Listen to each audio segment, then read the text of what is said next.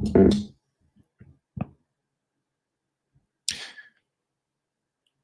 going on, everybody? It's man Louie T here on the 450th installment of the LouieTeeNetwork podcast. I, of course, am your set man, Louie T. Thank you for joining me. A number of topics to get to today. Going to check in on our power index heading into week number 3. And man, big shakeup there. Lots of new names and teams on that list from a week ago. So we'll dive into that. You know, I've been talking so much about the rookie quarterbacks that were drafted this past spring. And I feel like I've been very negligent with the young boys from last year, right? So let's do a year 2 QB check-in today. See how those young fellas are holding up in this young NFL season in year number 2. And then we'll get into some of the biggest surprises of the first 2 weeks of the season as we head into week number 3. And of course, week 3 is being kicked off tonight with a second consecutive week of AFC East family business. So we will preview and predict the outcome of that game. All of that and more on today's installment of the Louie T Network podcast that starts now.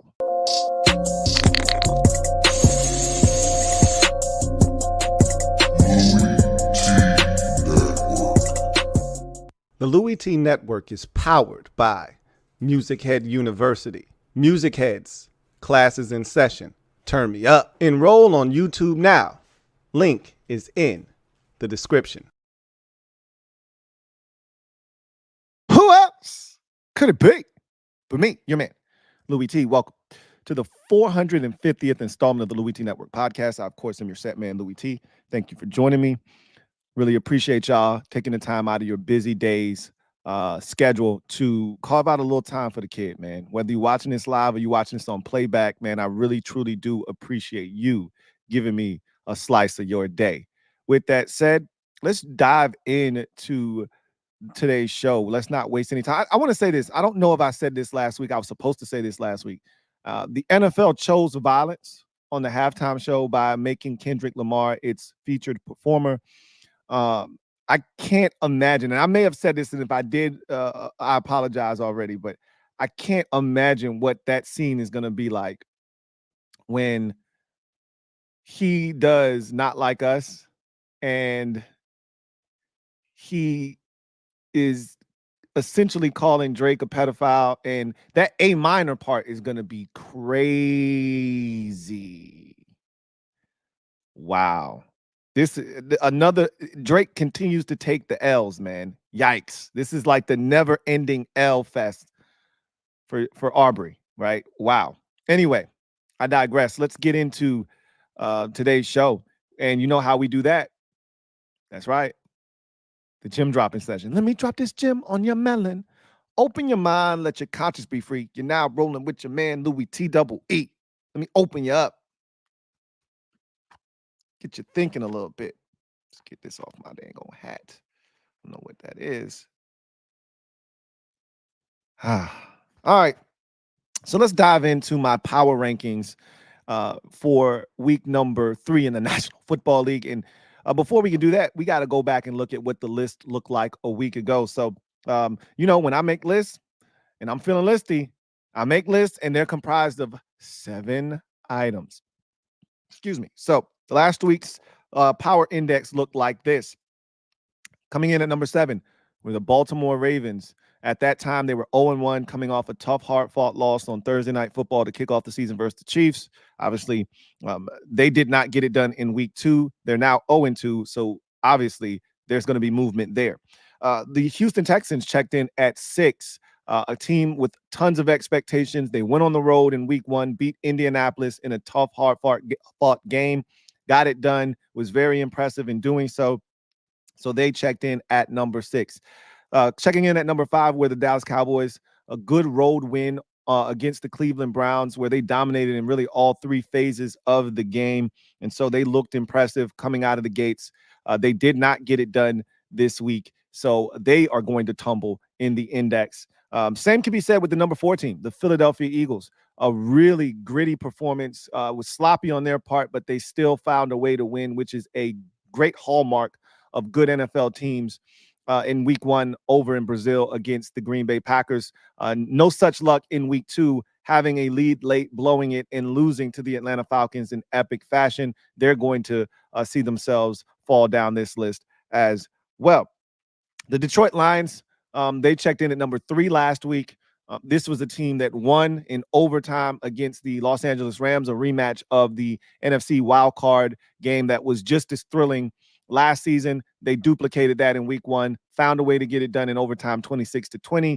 Not so fortunate in week 2 at home versus Tampa, so they will see themselves fall down this list. Also, number 2 last week were the San Francisco 49ers. Dominant performance in week 1 on Monday Night Football versus the Aaron Rodgers-led New York Jets without Christian McCaffrey. Made it look relatively easy. That was not the case in week 2, obviously, with them going on the road and losing to the Minnesota Vikings. And so, again, another team that will see movement on this list. And then checking in at number 1 last week was the Kansas City Chiefs. And until someone knocks them off their perch, that's where they will remain. They got it done again in week 2 over the Cincinnati Bengals after getting it done in a very close game. Same thing in week 1 against the Baltimore Ravens. So let's get to this week's list. And we start at number 7. So last week, the Detroit Lions were number 3. This week, they have plummeted down to number 7 on this list. They're still one of the best teams in football until otherwise notified. They're now 1-1 after a tough 20-16 loss at home to the Tampa Bay Buccaneers. This is a Lions team that I still feel like is really good. They're still battle tested. They're tough. I'm seeing a little bit of cracks, though, in the armor, so to speak. Jared Goff seems to be reverting back to his old ways, turning the football over, not being the careful yet still dynamic quarterback that he was last season for the Detroit Lions. It's early. Don't want to overreact, but 2 more interceptions in this game from Jared Goff after a really bad red zone interception thrown last week that almost cost his team.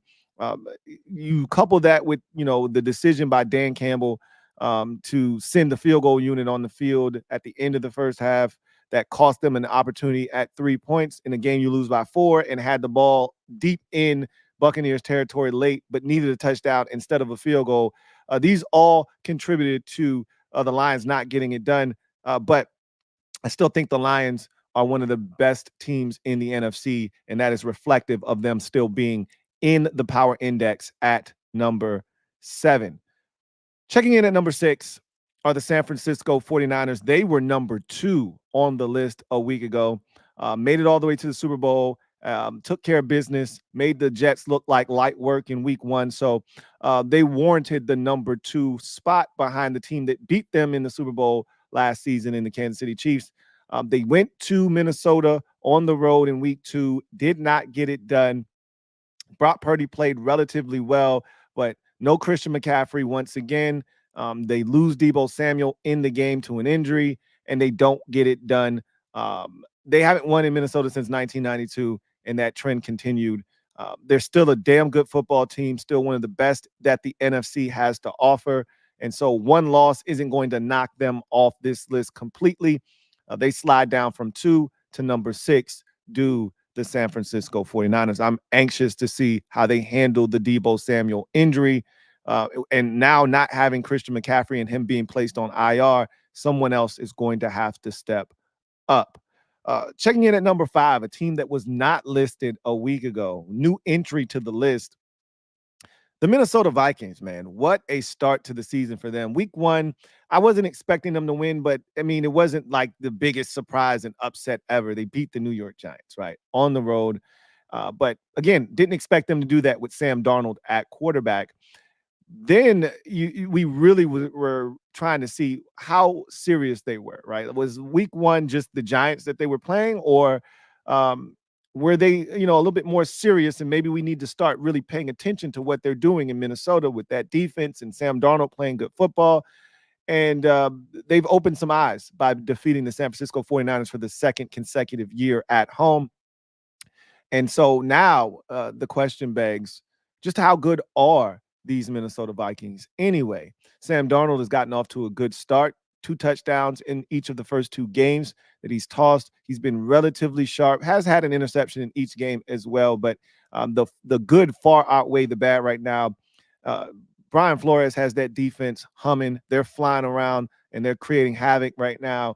And they're a dynamic football team, are the Minnesota Vikings. I've always felt like they were very well coached with Kevin O'Connell as their head coach. And you're starting to see this team continue to do the things that allow them to be one of those teams that I think people sleep on. Last year, even with all of the issues at quarterback, the Vikings still almost made the playoffs.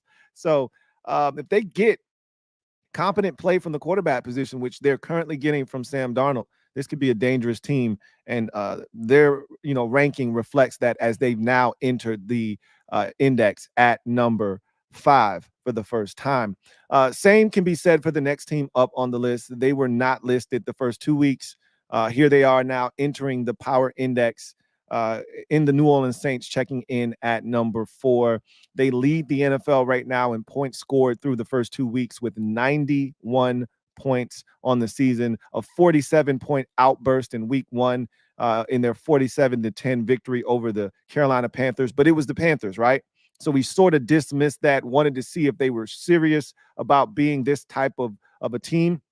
And then they followed it up with an even more impressive, you could argue the most impressive victory of week 2, going to Dallas, a team that had not lost at home in the regular season in like 19 straight regular season games, something to that effect, and destroying them, dismantling them, and scoring 35 points in the first half, and ultimately in a 44-19 throttling of the Cowboys in their building. Derek Carr continues to start off sizzling this season. 3 touchdown passes in week 1, 3 more touchdown passes in week number 2. And for the second consecutive week, he does not have to finish the game and allows Jake Haener to come in and clean up the mess that he's created. This Saints team is playing with incredible confidence. I don't know if you caught this in the locker room, but their head coach, Dennis Allen, and I loved every second of this. I talked about Kendrick Lamar earlier. He dropped a K-Dot line to his players with a walk-off mic drop moment as he gave the team their victory speech after the game. He says, "You know what, guys? Sometimes you just got to pop out and show them." And then he left. I said, "Oh, shit. Look at Dennis Allen. Look at DA, being a little bit up with the times, man. Sometimes you just got to pop out and show them." I said, "Hey, man, I feel you, bro. I feel you." So they sure did pop out and show us in the first 2 weeks of the season. Can they keep it up? Right now, they're number 4 on the list, and they've got a big test at home against the Philadelphia Eagles. We'll see if they can keep it up. But the respect is being shown to the New Orleans Saints by virtue of their number 4 ranking on the Power Index. Coming in at number 3, the Tampa Bay Buccaneers, another team that was not listed here a week ago. They beat the Commanders in week 1 and didn't really open any eyes with that. But then you go on the road to Detroit and return to the scene of the crime from last postseason where you were eliminated in the divisional round, and you exact a measure of revenge. Revenge, revenge, revenge, revenge, revenge. Revenge is a dish best served cold, and these Tampa Bay Buccaneers were cold-blooded in week 2 as they went into the Lions' den and came out with a 20-16 victory. Baker Mayfield continues to play solid football. The defense, I really thought, was the key factor there. With all the injuries the Bucs have, and with them not looking like a dynamic defense necessarily, I was shocked they were able to go in there and do the things that they were able to do to frustrate Jared Goff, that Lions offense, keep them out of the end zone, pick off Goff twice, and preserve the victory late.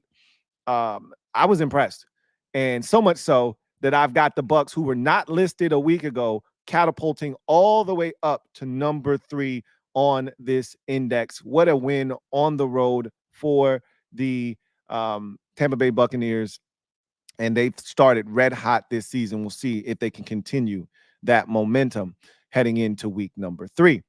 Coming in at number 2 are the Houston Texans. This was a team at number 6 last week. Just about every team ahead of them lost, so they just were the beneficiaries of everybody in front of them. taking a tumble in week number 2, but they're still very impressive. It was a step back for the offense in week 2. They won 19-13. That's a really good Chicago Bears defense that they took on Sunday night. But they made plays, and if not for a fumble down by the goal line by Cam Akers, they probably win this game going away and a lot more comfortably, and you feel a little bit different about how that game turned out. But that's nor here nor there. Their defense was sound in this game, got after Caleb Williams, sacked him 7 times, hit him 11 times, disrupted the Bears offensively, only gave up 1 offensive touchdown in the game, did the Texans defensively. And offensively, they did the things that they needed to do to win the football game. And thus, they move all the way up from 6 to number 2 in the power rankings as a 2-0 ball club playing good football right now. And then obviously you already know who number 1 is.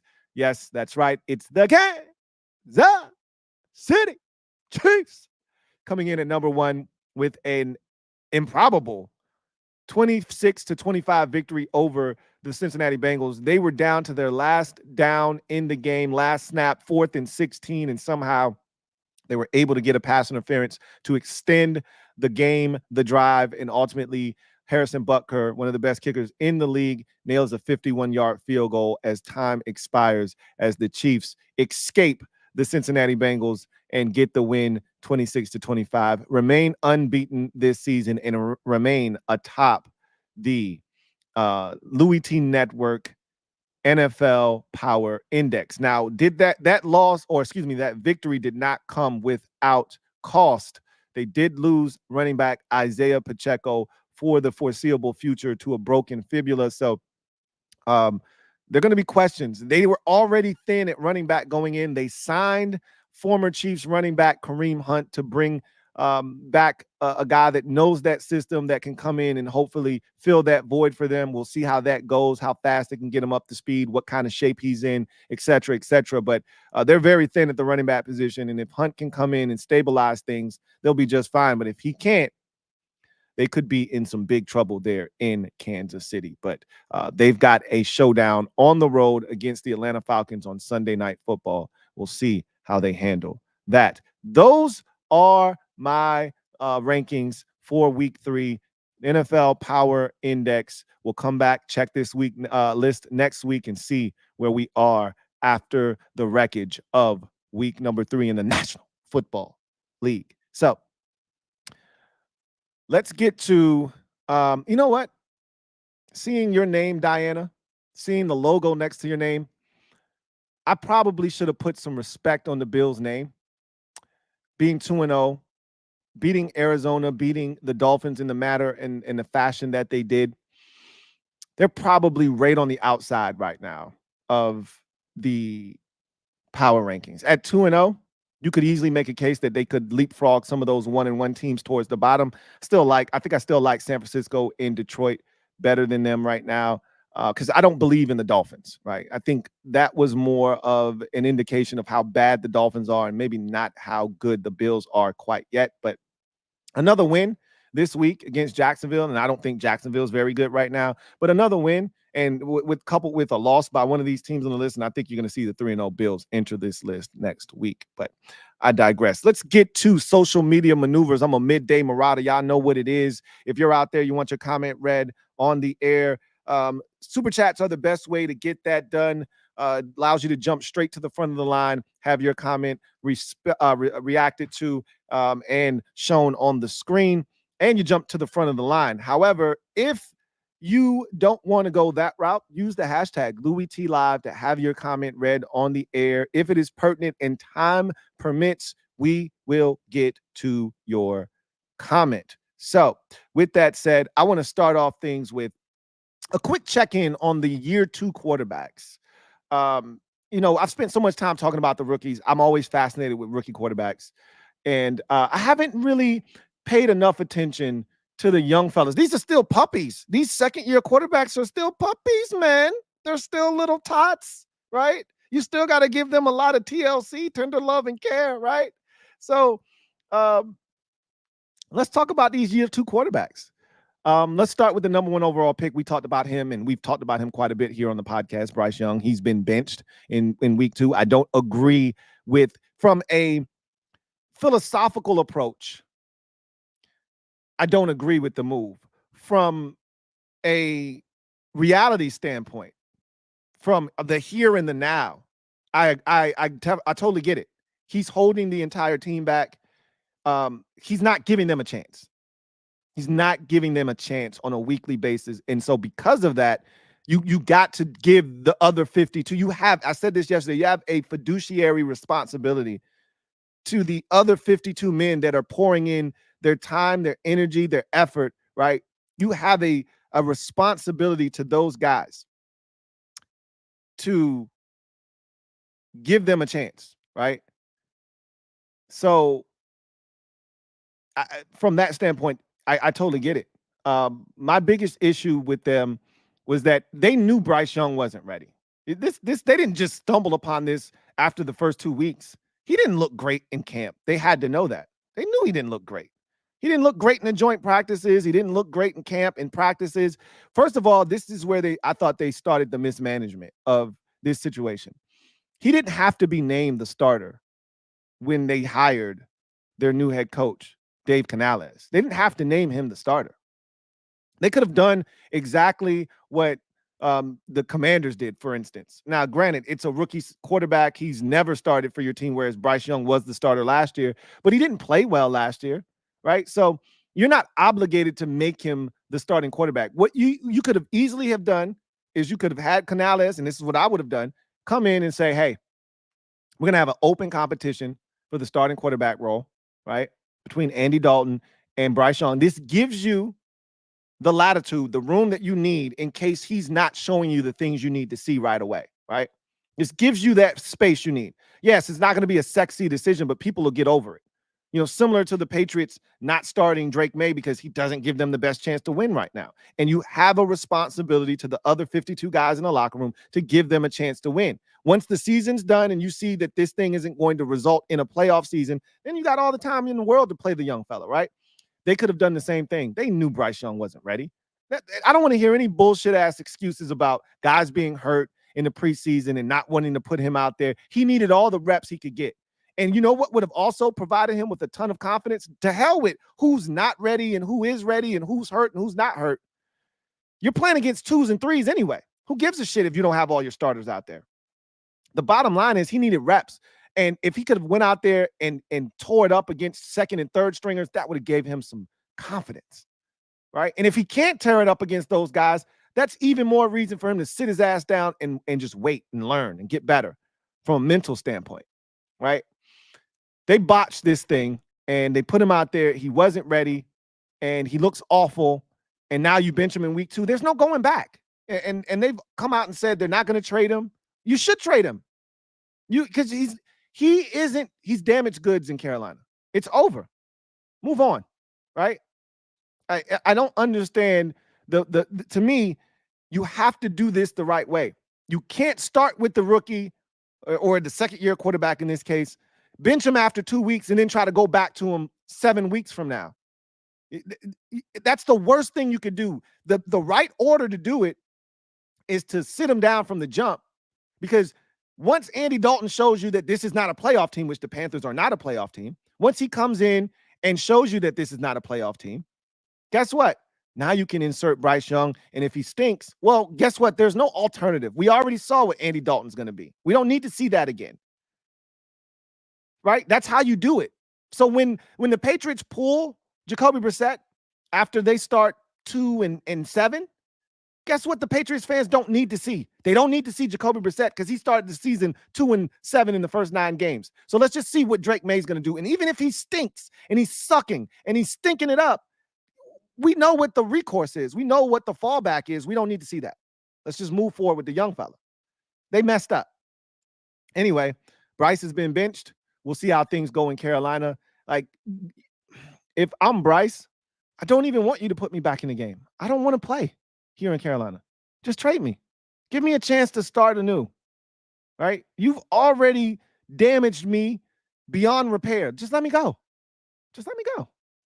And if I can't do it, It'll prove itself out over the course of time. If he can't play in the league, he'll be done here, 3-4 years from now. He'll be out of the league if he can't play. So we'll find out.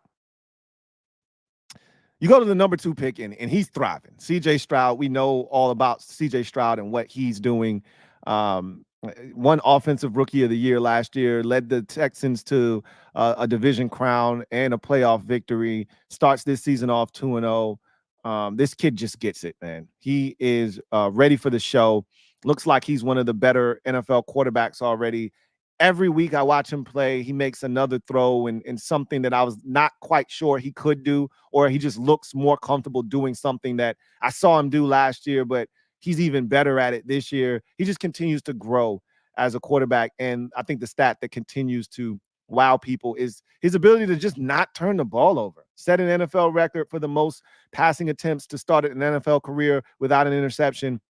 And then he's on a new streak now where he's not turning the football over. And I've said this to Commanders fans and other fan bases who are pointing at Jaden Daniels' lack of touchdown passes to this point. I'm like, I'd much rather have a quarterback who is not turning it over than having a bunch of touchdown passes but still turning the football over, right?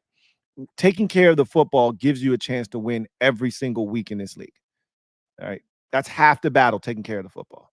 And CJ Stroud does that. But not only does he do that, he also goes out and makes plays on top of taking care of the football. And it's the best of both worlds.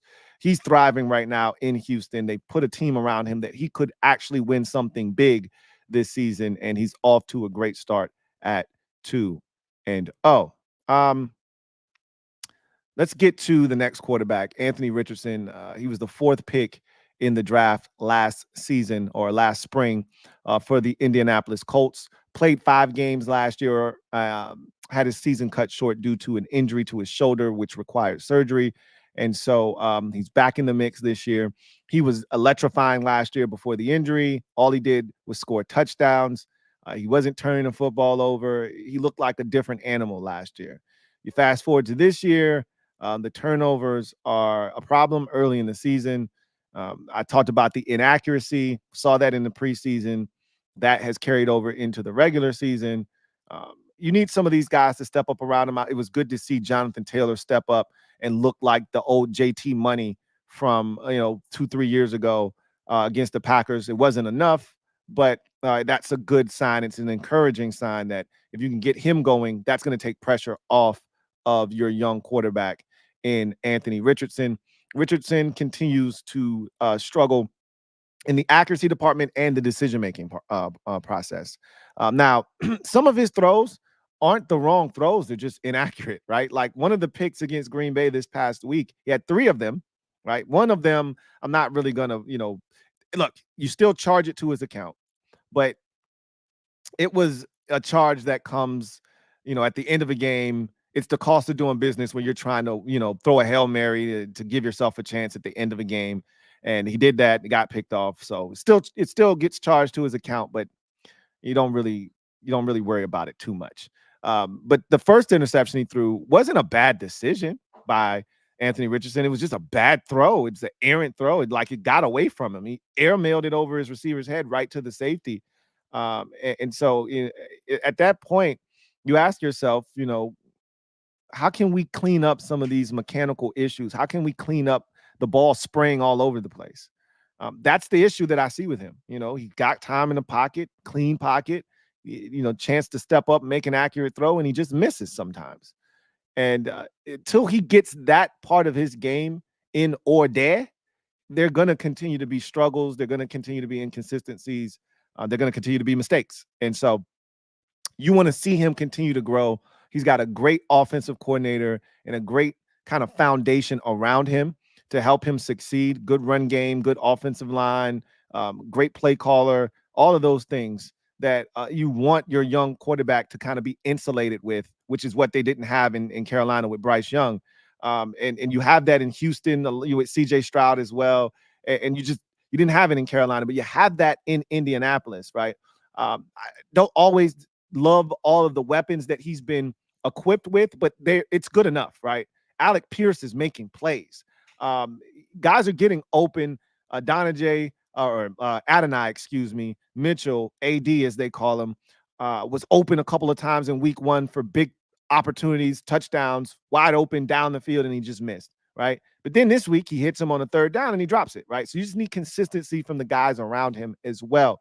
That said, I think Anthony Richardson is a dynamic athlete. He's a guy that is a playmaker and has the ability to impact games in a way that's going to allow this team to be successful if he can just get his act together. So it's going to be a pretty big deal for him to continue to give this Colts team an opportunity to be successful and to be able to have a chance to win games. He's going to have to play better. There's no ifs, ands, or buts about it. So at the end of the day, I look at his situation and I say, you know what? I like where he is. I like the things that they've done around him to give him a chance to compete at a high level. And now it's going to be up to him to play the kind of football that's going to give the Indianapolis Colts a chance to be successful. So we'll see if he can start to play better. But I like the situation that he's in. I love the division that he's in. It's not a great division by any stretch of the imagination. So he's going to have opportunities to continue to grow and progress.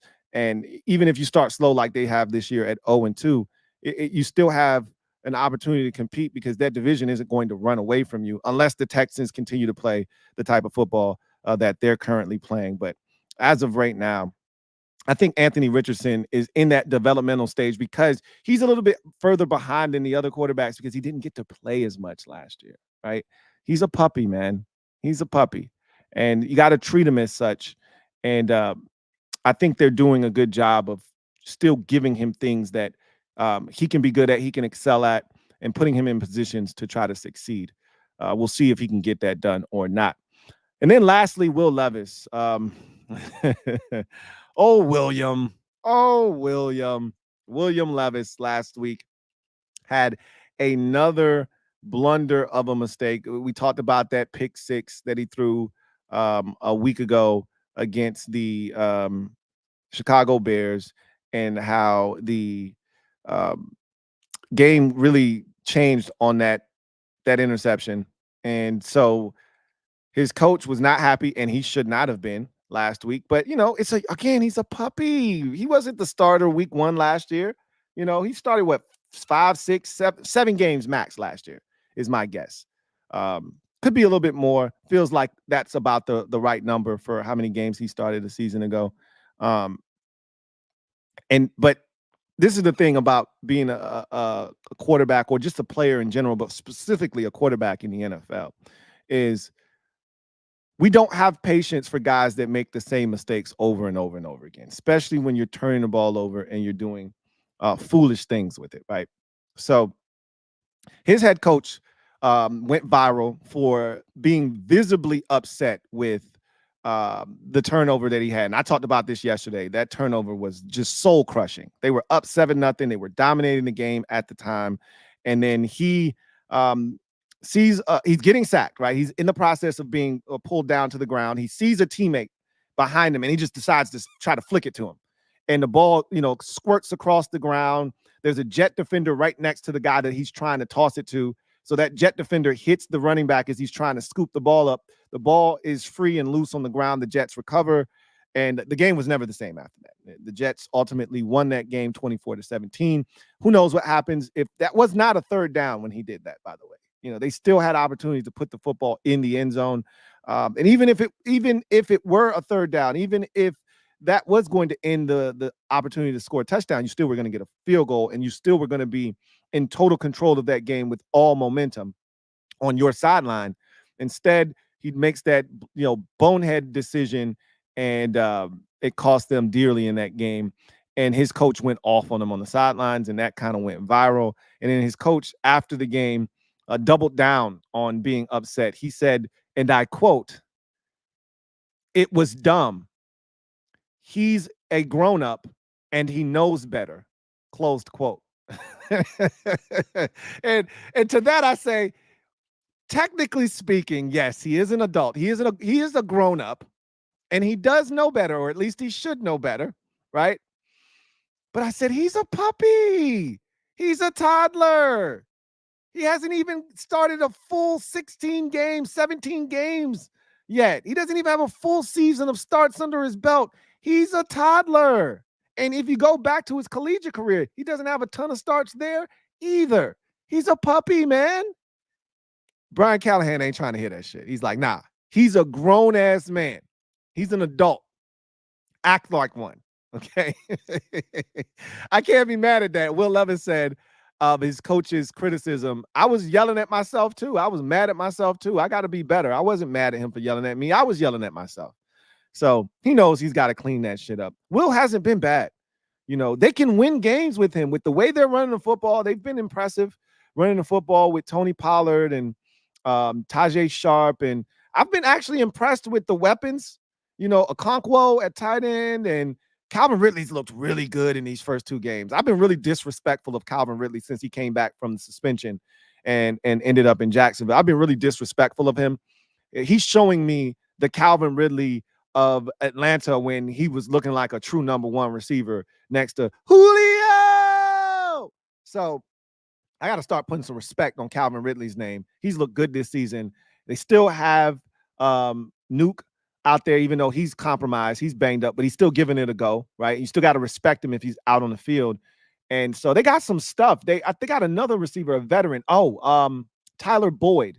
They got some stuff, man. I like what the Titans like have around Will Levis, and they've been moving the football.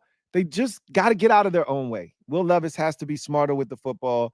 He's got to be more conscientious of the decisions that he's making and how they impact not only himself, but the team and the flow of the game.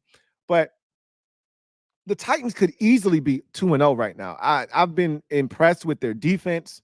I told you they made a lot. Like, I got to give their GM some credit, man. He came over from San Francisco a couple of years ago. Kind of, last year had to shed some dead weight, get rid of some of the veterans and kind of move in a different direction. Kind of the thing you see happen when a new GM kind of gets in there and has to get his feet wet, wants to put his imprint on the roster. And so it took a little while, but now in year two, they've signed some free agents. They've cleaned up some areas that were problematic for them. And they could be 2-0 right now. They probably should be 2-0 right now, to be honest with you. And Levis has to play better, but more importantly, he's got to make smarter decisions. And that's what Brian Callahan was trying to convey to him. But these second-year quarterbacks aren't half bad, right? C.J. Stroud is playing, is in a different stratosphere. But Anthony Richardson, the growing pains of a young quarterback that really didn't start, a ton of games last year. So for all intents and purposes, this is his rookie season. Same can be said for Will Levis. He's got a couple more starts under his belt than that of Anthony Richardson. But at the end of the day, you like what you see from some of these guys, and you think that there could be a future with these guys at the helm, leading their teams to some success moving forward. So we'll see what happens with these second-year passers. Any big surprises through 2 weeks of football for any of you out there? Big surprises. All right. Talk to me. If you've seen something that kind of jumped out at you over the first 2 weeks, I'd love to hear it. Leave it down in the comment section as to what you've seen in the first 2 weeks, that whether good or bad, right? Normally we do this after 4 weeks, and we'll do the 4-week check-in, right? Pretenders, contenders, all of that good stuff. We'll do that after 4 weeks. 2 is a little bit early and premature to me, but it's not too early for us to talk about some things that have surprised us. I mean, who saw the Saints doing what they're doing right now? Not me. I mean, I had people tell me before the season started, the Saints are going to be one of the worst teams in football. That's what I heard from some people. I didn't buy that, but I didn't expect this. I think if you're talking about biggest surprises to start the NFL season, find me one that's more surprising than the start of the New Orleans Saints. I think a close second might be the way the New England Patriots have started this season. I mean, I get it. They're 1-1, They're not going to factor into the AFC playoff picture when it's all said and done. But the fact that they've been as competitive as they've been in the first 2 weeks, beating Cincinnati on the road and then taking the Seahawks to the limit, right? Push them to the limit, push them to the brink, overtime, and had the Patriots made one or two more plays, they would have been the victors in that game, and they'd be off to a 2-0 start, right? Who saw that coming? The Dolphins, did anybody see the Dolphins right now playing the way that they've played? They should be 0-2. They're lucky. They're fortunate to not be 0-2 right now. How about Jacksonville, right? They're 0-2, and they don't look good, right? We could go on and on here, but if you're talking about the biggest surprise, I think it's the way that the New Orleans Saints have come out of the gates, guns a-blazing thus far. 15 drives for Derek Carr, and they've scored on all 15 of them? Are you kidding me? I mean, that's insane right now what the Saints are doing. They're going to have a great test at home against the Philadelphia Eagles this week. Dying to see how they maneuver that one. But let's get to the comment section. This is social media maneuvers after all, right? So let's see what you guys have to say and get to your comments, and then we'll move on to the close of the show and our preview and prediction for Thursday Night Football. Ghost Rider. Let's see what Ghost Rider's talking about. Ghost Rider writes, I hope the team won't embarrass themselves and fight and try to win against the Bengals.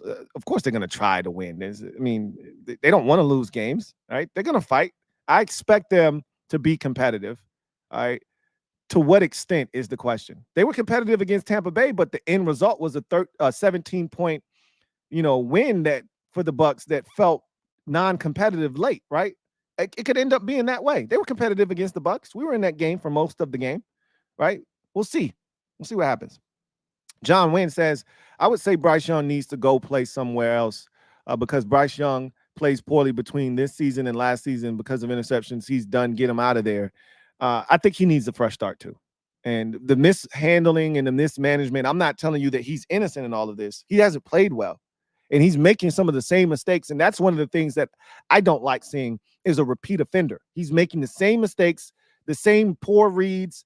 He's not playing the position at a confident level, but I think he needs to go somewhere where that confidence is being instilled in him, right?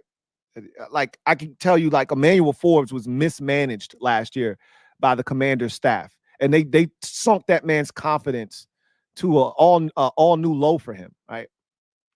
And this group tried to build it back up, and then he got injured. But it's hard when a player has his confidence snatched from him. And Bryce Young, he was beat up pretty good physically and mentally last year, and he's not playing well this year. And then to be benched after 2 weeks, that says to me that you don't believe in me, even if it's warranted. If you're quitting on me after 2 weeks, then that tells me you don't believe in me. And if you don't believe in me, why am I here? Just go ahead and move me. Give me a chance to go somewhere else where the staff actually believes in me and wants to give me a shot, right? Got a super chat here from my guy, Christopher McLaughlin, my guy, C-Mac. Thank you for the super chat. Greatly appreciate you. Thank you for being a member of the MOBB. My guy, Chris, writes, hey, Lou. Hope all is well with you and the family. Likewise, as always, really appreciate you, Chris. He says, I'm surprised that the Steelers are 2-0, scoring 31 points, and Minnesota is 2-0 as well. Question, do you still think the Bills are the biggest threat to the Chiefs in the AFC or someone else? I think it's someone else. I told you, I don't think the Bills, with the weapons that they currently have, are good enough to get it done when you get to the postseason and shit gets real. This is a long season ago. I like what I've seen from the Bills in the first 2 games of this season. And I think they've played opponents that have allowed them to kind of not have to tap into that offense and those receivers and things of that nature. I think, though, ultimately, the biggest threat to the Chiefs right now is still Cincinnati. We saw that in the game again, is Cincinnati. I think the Ravens are a threat to them, but I would put Houston above the Ravens right now as a threat, bigger threat to the Chiefs. Houston, Cincinnati, and I want to see this Jets thing and see how it plays out. I'm not getting the same type of defensive vibes from the Jets yet. I got to see it for a little bit. We'll see them up close and personal tonight against New England. And I want to see how they handle that's AFC East family business. So you expected Patriots to be able to go toe to toe with those boys and make it competitive because that's a family member, so they know them. And psychologically, the Patriots have had an advantage over the Jets, no matter what, right? Yeah, obviously, Brady helped establish that, but even after he was gone, the Patriots still found ways to beat the Jets. So I wouldn't be shocked if the Patriots found a way to win tonight, but I don't think they will. And I want to see them look dominant on defense. They haven't looked dominant on defense yet this season, have the Jets. So I need to see that because that's part of their identity. But I tell you right now that the biggest threat to them is still the Bengals, to me, Cincinnati Bengals. And I think the Texans are a close second. And then I'd probably put the Ravens, but they got to get their shit together. We're sitting here talking about both of those teams being threats to the Chiefs. They're both 0-2, right? With the Texans being the only team at 2-0 there alongside the Chiefs. So we'll see, right? As far as the Steelers are concerned, I'm not shocked, but I am like sort of taken aback by their ability to play that kind of defense. And like you said, I think the biggest thing there is scoring just 31 points through 2 weeks and being 2-0. I thought they could beat Denver, right? I thought they could beat Atlanta, but I didn't think they would beat the Falcons. I expected the Falcons to come out, score more points than they did in that opening week. And I didn't think the Steelers would be sitting here at 2-0 right now. And I don't know how sustainable this model that they're going with right now is in terms of not scoring points. But I do like what they're doing. Minnesota at 2-0 is surprising because I didn't think they would beat San Francisco.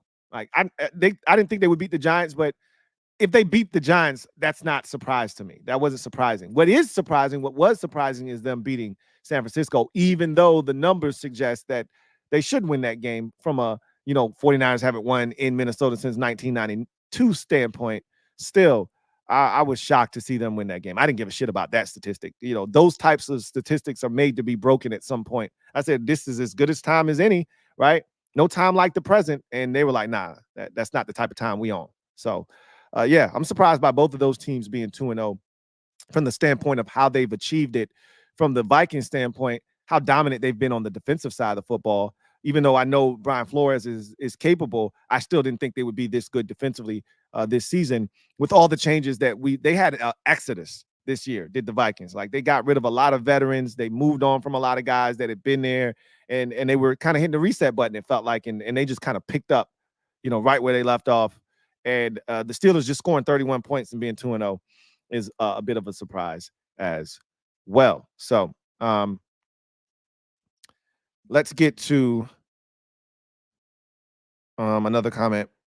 Let's see where we left off at. And here.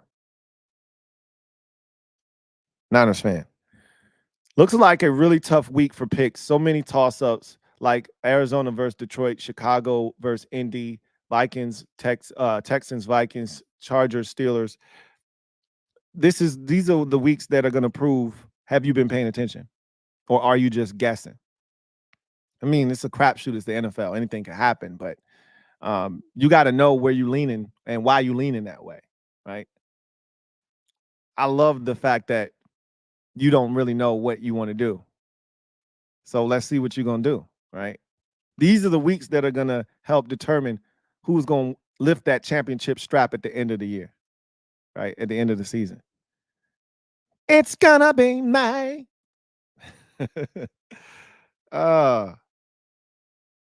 Mr. D-Man 787. We need the Saints to put the belt to ass on the Eagles this week. We could be looking at the end of an era in Philly. Not so fast, my friends. Even if they lose this game, even if it's an ass whooping of an epic proportion like the Cowboys just sustained, the Eagles can still bounce back, right? But I'm telling you, adversity is not something that their coach handles very well. And so if they're able to lose this game, that'll be 2 in a row. And then you lose to, let's say they lose to Tampa the week after, that's the 3-game losing streak. We've seen that movie before. And we saw the shit spiral out of control. They are tremendous front runners, are the Eagles. Same thing about the Ravens, which is why I'm a little nervous. Okay? Because the Ravens are tremendous front runners. I don't know how the Ravens handle adversity like this because they really haven't been in this position. I know that I've seen them wilt under adversity in games, i.e. Sunday. You know, the Raiders applied pressure and they didn't know how to stop the bleeding. I've seen situations where they're the number 1 seed in the playoffs and they show up and a team smacks them in the face and they go, wait a minute, did you just punch me in my face? And the Titans say, yeah, I just punched you in the face. What you gonna do about it? And they say, hey, I don't even, man, you got it. I don't even want no smoke, bro. And when they're the type of team that if you let them bully you around, yeah, they'll beat the brakes off of you. But what happens when you give them a little adversity? I don't know what we're gonna see from Baltimore on Sunday against the Cowboys. Because I've never seen them in this position before. I've seen them in adverse situations in games, and they didn't handle it well. They're a tremendous front-running team. I've always said that about Baltimore. And I feel the same way about the Eagles. They're a tremendous front-running team. But one thing I can say about Jalen Hurts is in games, he's shown the ability to overcome adversity. The problem is he's not capable of having the entire team overcome adversity when they're losing games. That's the job of the head coach. And their head coach isn't good in that department. So if they lose this game, that's a 2-game loser streak. That's something that the Eagles aren't accustomed to doing. It balloons to 3 potentially with a loss to Tampa the following week, and then all of a sudden the rumors start swirling in Philly, fingers start getting pointed, and I could see that shit going sideways. But we got it one at a time, right? Can't skip steps. Saints got to take care of business, right? So we got to see what happens there first. Let's see.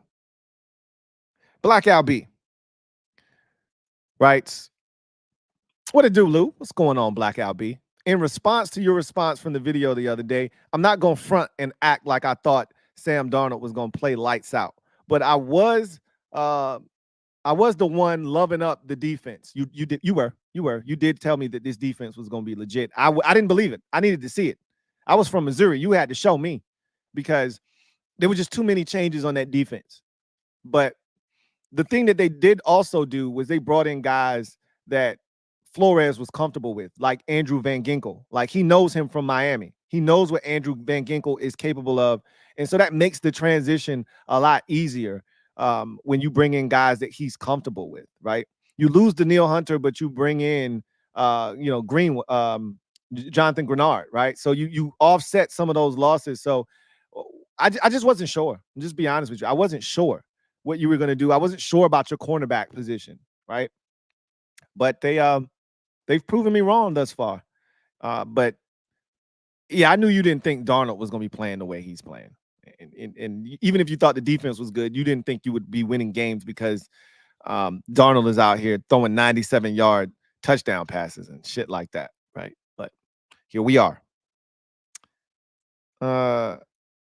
Ghost Rider writes, what team will Bryce Young be on Sleepy? I think, like my buddy talked about, he's a Raiders fan. He said, I take Bryce Young in a heartbeat. Because the Raiders, we already know if you got Gardner Minshew on your team as your starting, you're going to win football games. We saw it last year with the Colts. Gardner Minshew is good enough to win you 8-9 games. So they're going to be this. They're going to have the 15th, 16th, 17th, 18th pick in the draft are the Raiders, which is not going to be in an advantageous position for you to draft a quarterback of the future. So why not go get a guy like Bryce Young, who's still relatively young, a lot of time left to try to mold this kid and make him the guy that you think he can be.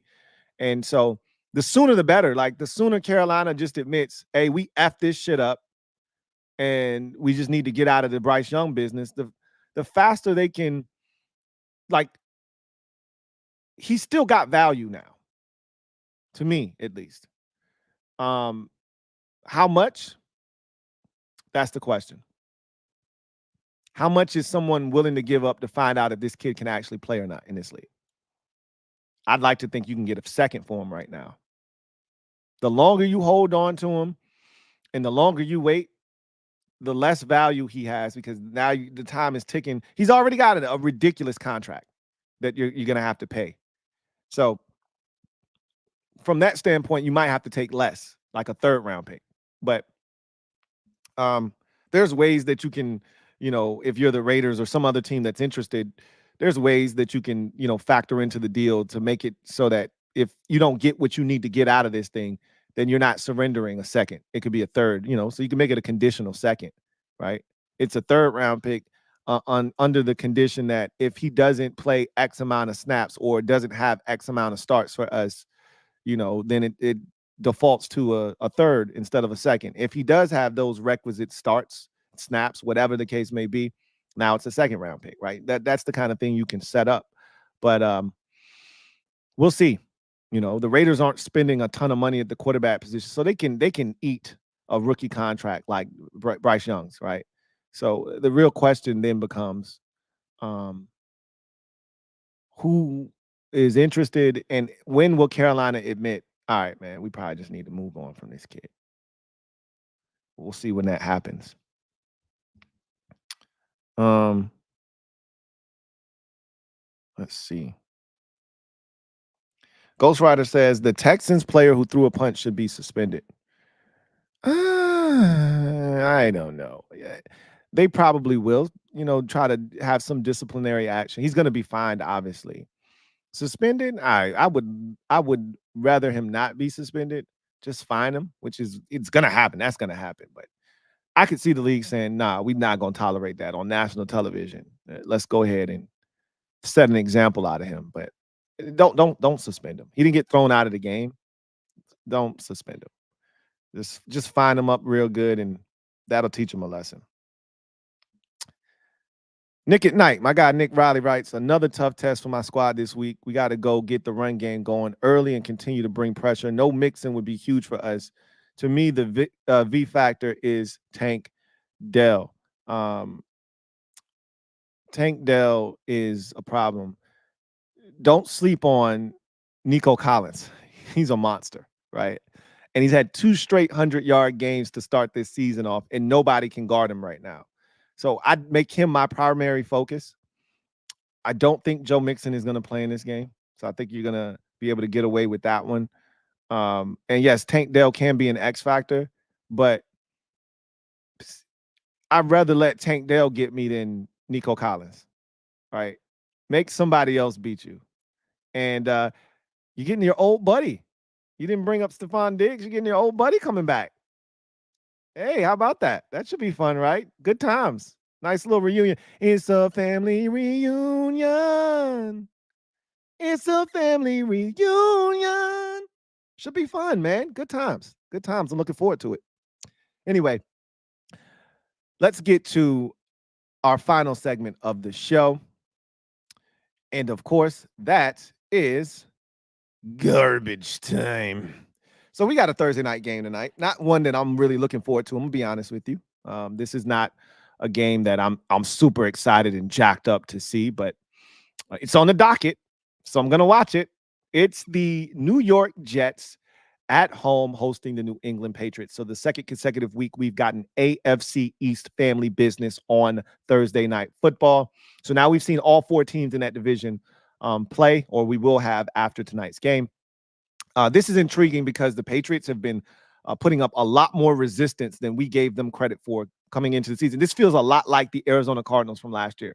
Remember that shit we were talking about Arizona last year with a new head coach and Jonathan Gannon, and people were making fun of how the team seemed unenthused by his motivational speech, and they had no quarterback. They traded for Josh Dobbs like a week and a half before the season started, and he was their week 1 starter, and so there were jokes galore about the Cardinals. And in week 1, they almost beat the Commanders. And in week 2, I believe they won in week 2. If they didn't win, they were damn close to beating somebody. I think they beat somebody in week 2.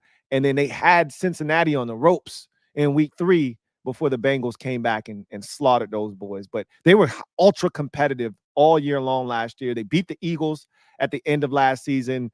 They had some really good games towards the end of that season. And they were just super competitive all year long were the Cardinals. And this kind of feels like that with the Patriots this year. They were one of the teams that you viewed along with Carolina. Okay, they're going to be one of the worst teams in football. And they come out and they win week 1 on the road at Cincinnati. And then they follow that up with an impressive performance at home against Seattle and push them to the limit, as I said earlier. And so what are we going to get for an encore in week 3? I'm interested to see. Meanwhile, the Jets were unimpressive in week 1, almost non-responsive in week 1. Felt like a preseason game. Week 2 came out, and it was a continuation of week 1. They looked lethargic. They looked lost, and the Titans jumped them early. And until that Will Levis fumble, they looked to be in some trouble. They were on the ropes. And that Will Levis fumble served as them sitting down on the stool, getting a nice cold bucket of water tossed in their face like, hey, wake the hell up. And after that, they played much better. The defense started to step up. The offense kind of got in some sort of rhythm. It still doesn't feel like it's, connecting yet, but it was enough to get the win. And so now they go home for the first time this season to the Jets. It's the first time they're going to actually see Aaron Rodgers in a game. They're hoping a full game. Remember, Aaron Rodgers played all of 4 snaps last year before he went down due to injury, and they were so pumped up for that game. The crowd was just electric for that game, and then he goes down. So this is the first time they've really seen Aaron Rodgers, and I don't think it's a coincidence that they put this game on primetime so that crowd could get that opportunity yet again to embrace Aaron Rodgers and see what the team will look like with number 8 under center. So you're going to see that again, and hopefully it ends a lot better than it did the last time for them. But all in all, I want to see what this Jets defense does to this Patriots offense that has been really efficient this year. Look, what Jacoby Brissett is going to do. He's going to go 16 of 26, 16 of 24, 16 of 25 for 148 yards, no touchdowns, no interceptions. You know what he's going to do. Can you stop Ramondre Stevenson? And all of a sudden, they got a 1-2 punch there with Antonio Gibson, who had 91 yards rushing on just 11 carries last week. So had a big run, and he looks explosive, dynamic, and just downright different than he did in Washington at any point. So now you got these 2 backs that are helping control the game. And can you stop them? Because the Jets did not stop the run well in week 1, and they had their moments where they did not stop the run well in week 2 versus the Titans. Can you stop the run? Because you're going to get a heavy dose of it in week 3 versus the Patriots. And can you force Jacoby Brissett to beat you? Because if that turns into the case, then you've got the advantage. If they can run the football, control the clock and the pace of the game like they did against Cincinnati, and to a lesser degree against Seattle, they can win this game, can the Patriots? So I want to see what this Jets defense looks like against the run, because they haven't been super impressive in the first 2 weeks. That said, this is all about Aaron Rodgers in this offense. They have not taken off yet. We haven't seen that signature game between him and Garrett Wilson yet. We haven't seen him really click with any of the skill guys outside of the running backs to this point. And so could this be the breakout game? Can this be the game when they step up and you start to see Rodgers really get in sync with those receivers, get into an offensive rhythm with the play caller, which he's very comfortable with, obviously. But can they get into a rhythm offensively here and score some points? I haven't been impressed with them offensively yet, but this could be the night. But the Patriots have been really sound defensively. They've been well coached to this point, and I don't expect that to change. And so the Jets are going to have to come with it, or else this is going to be a game that goes down to the wire. I think this is a game that the Jets get because they're the better team.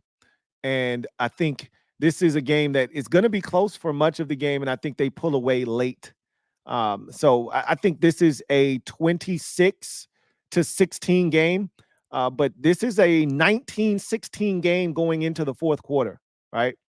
Or it's a 19-13 game going into the fourth quarter. The Patriots get a field goal drive in there, cut it to 19-16, and then Rodgers and company salts this thing away, scores a touchdown, and wins this thing 26-16.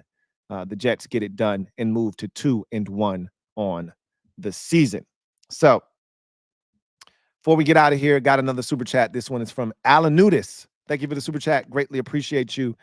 Alan Nudis writes, please share the right payment method for weekly pick'em. Would you love to see B-Rob and Austin in the backfield together? The payment method is PayPal or Cash App. That's been shared a bunch of times already. It's $7 to play in the weekly pick'em pool. And so nothing's changed there, right? As far as B-Rob and Austin in the backfield, they've been in the backfield together plenty of times this season already.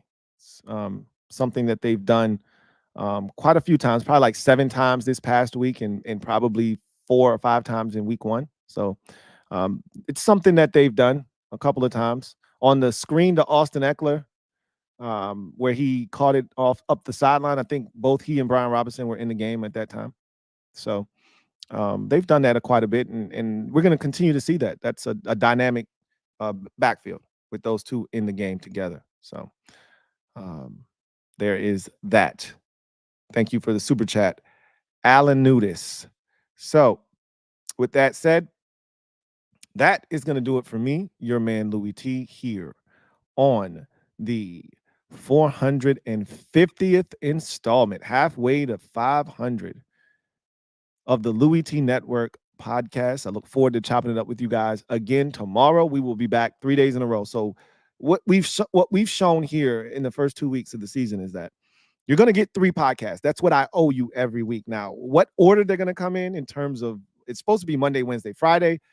We haven't had that yet in 2 weeks. But what you're going to get is 3 podcasts, whether it's last week it was Tuesday, Thursday, Friday. This week it's going to be Wednesday, Thursday, Friday. You're going to get 3.